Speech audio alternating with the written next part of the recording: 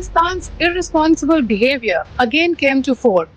Pakistan did not close its civil airspace despite it launching a failed unprovoked drone and missile attack on 7th May at 8:30 hours in the evening. Pakistan is using civil airliners as a shield, knowing fully well that its attack on India would elicit a swift air defense response. This is not safe for the unsuspecting civil airliners, including the international flights, which were flying near IP between India and Pakistan. The screenshot we just showed and we shall share with you. It shows the data of the application Flight Radar 24 during a high air defense alert situation in the Punjab sector. As you have seen, the airspace on the Indian side is absolutely devoid of civil air traffic due to our declared closure. However, there are civil airlines flying the air route between Karachi and Lahore. Amongst the other civil aircraft that you can see, we have highlighted an aircraft which is Airbus 320 of Flynas Aviation, which was originated from Dammam at 1750 hours and landed later at Lahore at 2110 hours in the night. Indian Air Force demonstrated considerable restraint in its response, thus ensuring safety of international civil carrier. On the intervening night of 8-9 May 2025, Pakistan military carried out multiple violations of Indian airspace along the entire western border with an intent to target military infrastructure. Pakistan military also resorted to firing of heavy caliber weapons along the line of control. Along the international border and line of control, drone intrusions were attempted from Leh to Sar Creek at 36 locations with approximately 300 to 400 drones. Indian Armed Forces brought down a number of these drones using kinetic and non-kinetic means. The possible purpose of these large-scale aerial intrusions were to test the AD systems and gather intelligence. Forensic examination of the drone debris is being undertaken. Preliminary reports suggest them to be of Aziz Guard Songa drone of Turkey. Later in the night, an armed UAV of Pakistan attempted to target Bhatinda military station, which was detected and neutralized. In response to the Pakistani attack, armed drones were launched at 4 air defense sites in Pakistan. One of the drones was able to destroy an AD radar.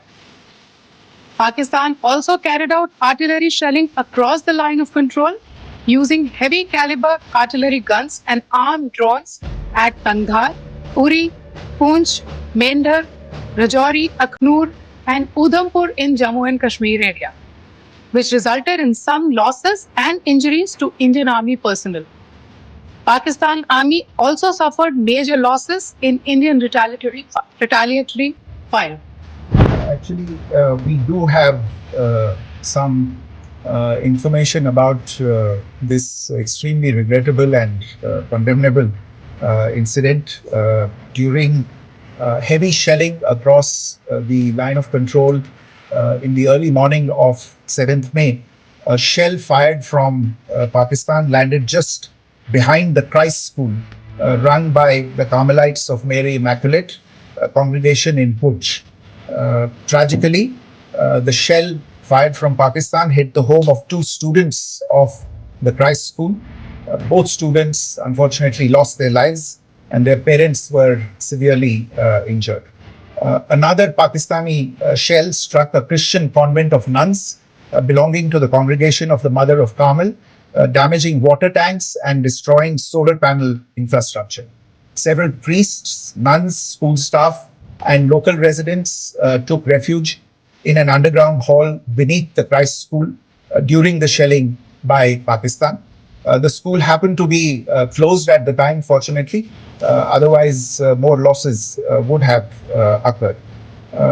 Again, we have seen the Pakistani side targeting and shelling places of worship with a particular design. This includes gurdwaras, these convents and temples. This is a new law even for Pakistan. Is Pakistani claims that they did not target or attack any religious places. You will recall that yesterday I shared with you an incident related to the attack on a Gurdwara in Punch. Instead of owning up to these attacks, Pakistan made the preposterous and outrageous claim that it was the Indian Armed Forces and the Indian Air Force that was targeting cities like Amritsar and trying to put the blame on Pakistan. This is nothing but a desperate attempt by Pakistan to disown its acts of aggression, but it is also true to type in its effort to deceive and mislead the world. It will not succeed. The Gurdwara in Punch in particular was attacked by Pakistan, and some local members of the Sikh community, including the Ragi of the Gurdwara, lost their lives in this incident, as I shared yesterday. TV पर आप इस हमले के चित्र देख सकते हैं. In addition, that we would attack our own cities is the kind of deranged fantasy that only the Pakistani state can come up with. Perhaps they do it because they are well versed in such action, as their history would show. The last point I wanted to make this evening is again this disinformation that is coming from Pakistan about India targeting the Nankana Sahib Gurdwara through a drone attack. This is again yet another blatant lie and part of Pakistan's disinformation campaign. As we saw in the Pahalgam attack, Pakistan is again trying desperately to impart a communal hue to the situation with an intention to create discord.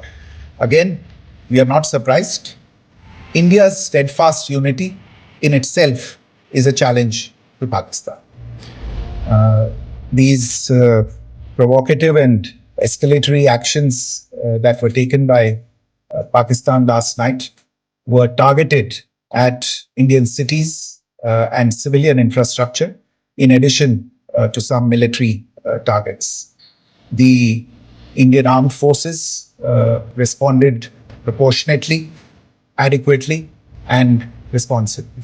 ये जो हमले हुए कल रात को भारतीय सैन्य इकाइयों ने पर्याप्त रूप से और एक जिम्मेदाराना रुख अपनाते हुए इन हरकतों का उत्तर दिया.